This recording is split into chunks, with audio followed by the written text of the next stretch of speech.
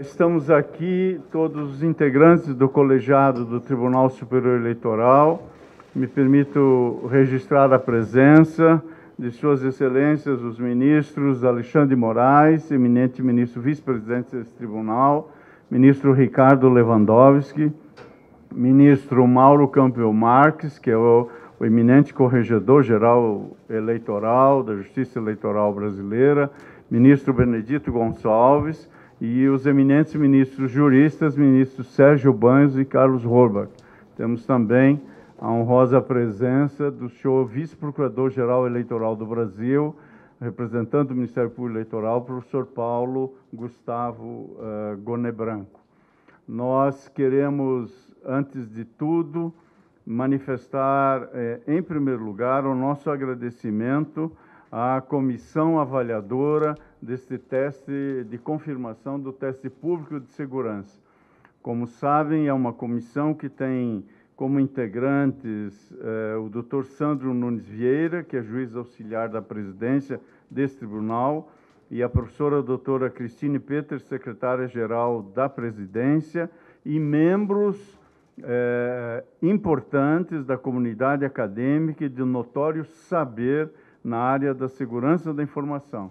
Eu quero fazer um registro nominal, porque são pessoas que têm se dedicado há muitos anos para contribuir com a segurança e a transparência do processo eletrônico de votação.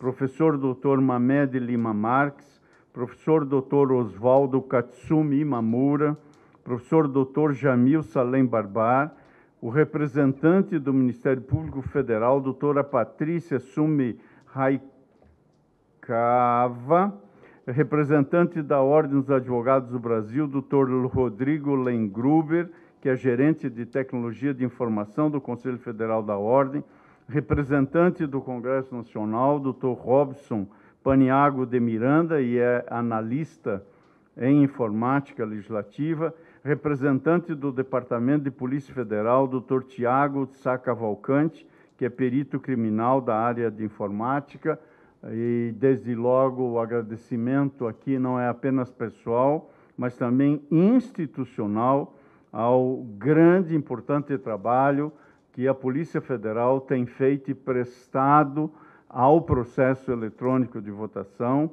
Cumprimento também o Dr. Cláudio Lisboa, que é auditor do Tribunal de Contas da União, o representante do Conselho Federal de Engenharia e Agronomia, Rodrigo de Souza Borges, que é engenheiro da computação e gerente de tecnologia da informação, e o representante da Sociedade Brasileira de Computação, o professor Dr. Rafael Timóteo de Souza Júnior. Aqui, como se percebe, há 5 equipes que estão realizando, nestes dias 11, 12 e 13, o teste de confirmação do teste público de segurança. E, por isso, a presença de entidades fiscalizadoras, de partidos políticos, representantes da Ordem dos Advogados do Brasil, enfim, trata-se de um teste público e aberto, é enaltecida com a presença da imprensa que aqui se encontra. Nada substitui a imprensa livre para um país que se quer verdadeiramente democrático. A imprensa livre que trabalhe com segurança e com o devido respeito de todas as instituições e pessoas. Quero inicialmente aproveitar também para expressar, e eu faço em meu nome e em nome de todos os ministros deste tribunal, ao setor de tecnologia da informação do TSE. Nós temos muito orgulho da equipe coordenada pelo Dr. Júlio Valente, cujo sobrenome não é apenas um patronímico, mas é um adjetivo de força e que revela o quanto tem sido brioso, firme, correto, com honestidade técnica acima de qualquer dúvida. Foi, de fato, e tem sido um grande aprendizado para este presidente, como pessoa, fruir do convívio técnico com esta laboriosa equipe. Quero também registrar o nosso agradecimento aos autores e executores dos planos de testes que estão sendo realizados aqui de 11 a 13. Hoje é o segundo dia, ontem foram iniciados os trabalhos e até amanhã esses trabalhos terminarão.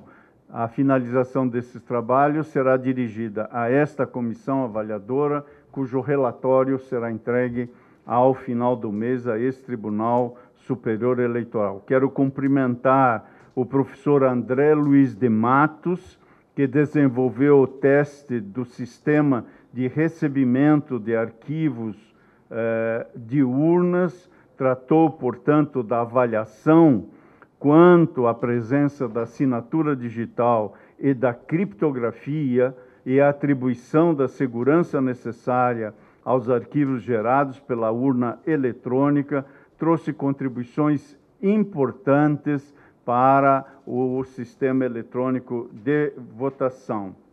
Cumprimento também os autores de um segundo teste de confirmação, André Marcos Roberto dos Santos, Adroaldo Leão Souto Júnior, Gabriel Sordi Damo, Juliano Ribeiro Poli e Vinícius Borges Fortes, do Instituto Meridional IMED do Rio Grande do Sul. Cumprimento, portanto, os autores deste teste, que consistiu numa proposição interessantíssima de uma inventividade tecnológica aparentemente simples, mas que gerou uma complexidade bastante interessante para o nosso estudo, que foi a sobreposição de teclado na urna eletrônica, o que trouxe também ganhos relevantes no procedimento e na orientação dos mesários e em todo esse trabalho que já começamos a fazer Brasil afora. Quero também cumprimentar a valorosa equipe da Polícia Federal que se encontra aqui presente, e eu faço em nome dos senhores peritos Herman Vanner, Ivo de Carvalho Peixinho e Galileu Batista de Souza, que cuidaram do exame do sistema JE Connect e, portanto, trouxeram um conjunto de elementos relevantes para o exame da utilização desta ferramenta, dos mecanismos de controles de acessos aos sistemas e aos bancos de dados do TSE. Em quarto lugar, quero cumprimentar o Dr. Felipe de Lima e Lima, que desenvolveu também, ali está o Felipe, que tem uma máscara indisfarçavelmente que eu reconheço à distância, e que acabou de me explicar o trabalho feito quanto à segurança do navegador utilizado para rodar o sistema JE Connect. Felipe, se as demais pessoas, eventualmente, algum dia estiverem com Covid, você dirá, eu estava com aquela máscara que o ministro indevidamente fez um registro. E, por último, quero cumprimentar a equipe que cuidou também de algo bastante criativo sobre o acoplamento de dispositivo na saída de áudio da urna eletrônica. Como sabem, nós temos atrás da urna eletrônica um elemento que permite a inclusão de um dispositivo que facilita muito a acessibilidade. E os senhores Ian Martínez Zimmermann e Carlos Alberto da Silva, da Universidade Federal do Mato Grosso do Sul, realizaram um teste com o objetivo de quebra do sigilo do voto, portanto, testaram a questão da confidencialidade. E isto revelou-se extremamente importante para o trabalho de cuidado com o áudio da urna, com a orientação dos mesários, e além da contribuição para este ano eleitoral de 2022, algumas também serão implementadas prospectivamente para que se evite o acoplamento de qualquer dispositivo à urna eletrônica. Portanto, a todos os nossos sinceros agradecimentos. Vossas Senhorias têm prestado um serviço que não é apenas a esse tribunal, a Justiça Eleitoral. É o país e a sociedade que lhes agradece.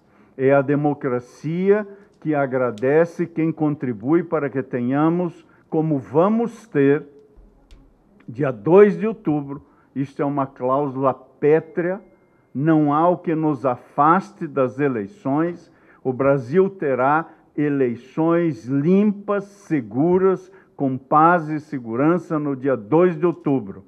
Ninguém e nada interferirá na justiça eleitoral. Nós não admitiremos, do ponto de vista da justiça eleitoral, qualquer circunstância que obste a manifestação da vontade soberana do povo brasileiro de escolher seus representantes. Uma geração deu sua vida durante 21 anos da ditadura civil-militar nesse país para que nós pudéssemos, a partir de 88, exercer o direito de escolher. E cada um de forma livre e consciente, e cada um segundo a sua cosmovisão.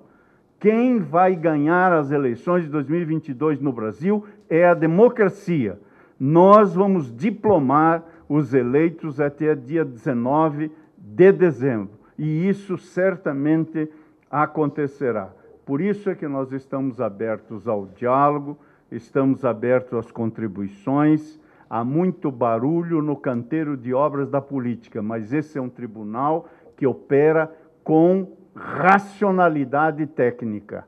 Nós operamos de acordo com as soluções técnicas que são ofertadas. E por isso, esta sala tem, como não poderia deixar de ser, autoridades técnicas nestes temas.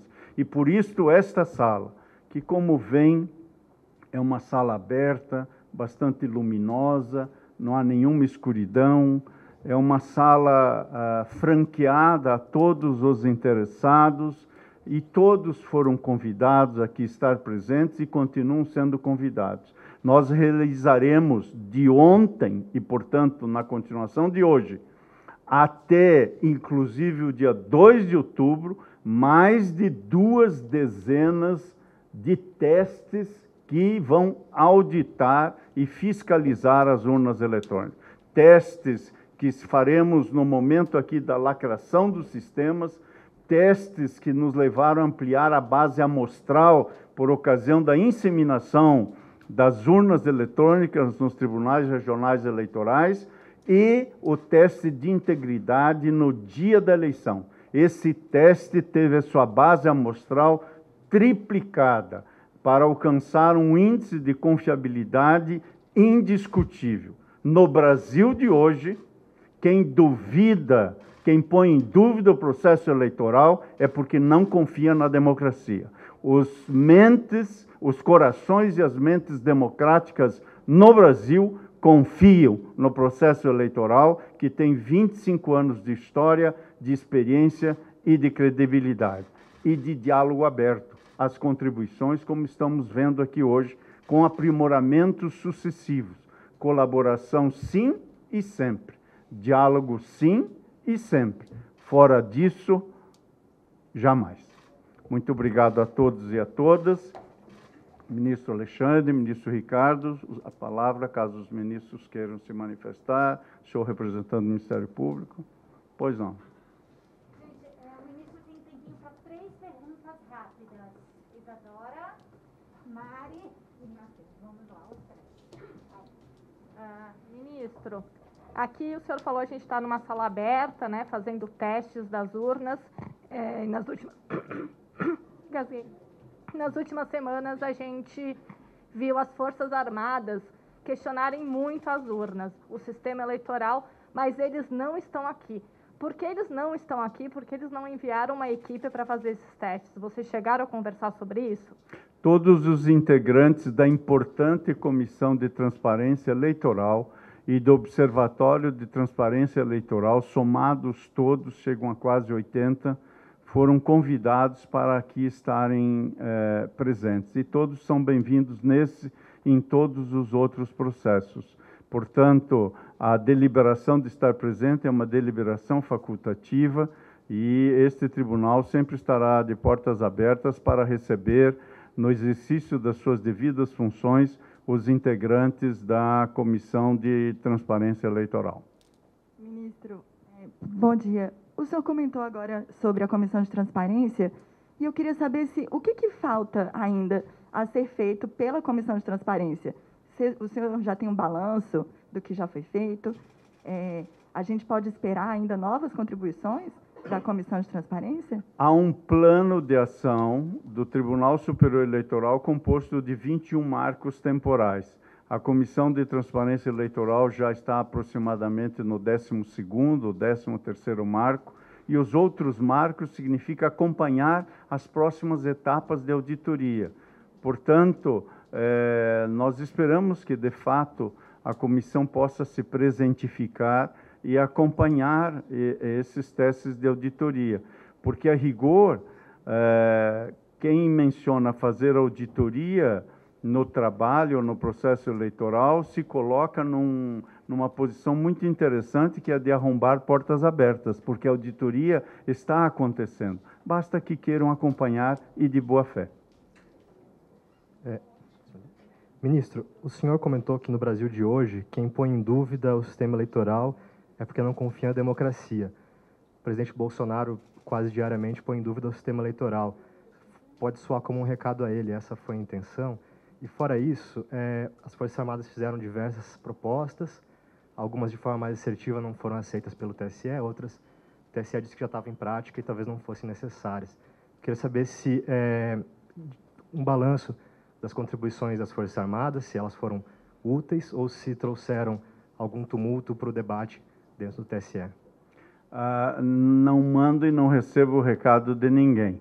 A afirmação é muito nítida no sentido de que a democracia no Brasil é uma condição de possibilidade da existência da sociedade democrática eleita pela Constituição. Portanto, quem investe contra o processo eleitoral que está descrito na Constituição, investe contra a Constituição e investe contra a democracia. E este é um fato. E os fatos falam por si só. Quem defende ou incita intervenção militar está praticando um ato que afronta a Constituição e afronta a democracia. Portanto, não se trata de um recado, é uma constatação, obviamente, fática. Nós temos, como não poderia deixar de ser, o devido respeito a todo chefe de Estado, afinal de contas é chefe de Estado brasileiro eleito legitimamente pelo voto popular, e jamais nos furtaremos a qualquer diálogo com um chefe de Estado, com quem queira dialogar conosco, com partidos políticos. Aliás, recebemos aqui todos os partidos com assento congressual, mais de 20, e, portanto, não há nenhuma afirmação que desborde daquilo que nós temos, que é a legalidade constitucional. Este é um tribunal que se pauta pela legalidade constitucional, e a legalidade constitucional significa respeitar a democracia, e significa, portanto, respeitar as eleições. Quanto às Forças Armadas, é preciso que nós tenhamos claro o seguinte: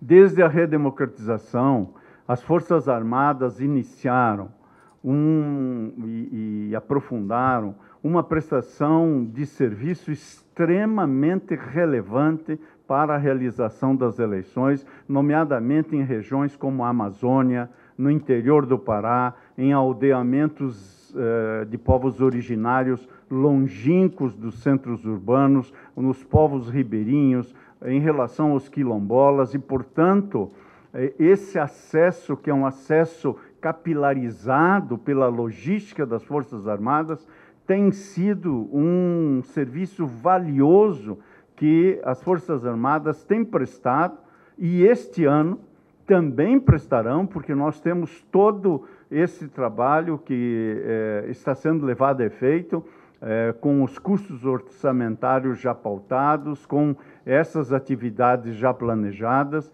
Os nossos setores respectivos, aqui está o diretor-geral deste tribunal, Dr. Rui Moreira, esteve reunido com representantes das Forças Armadas do Nordeste, aonde essa logística está operando. Portanto, esse trabalho de logística e de colaboração na administração das eleições é um trabalho proveitoso, em relação ao qual nós temos o máximo de reconhecimento e o máximo de agradecimento com a contribuição prestada. Porém, além disso, A contribuição que você pode fazer é uma contribuição de acompanhamento do processo eleitoral.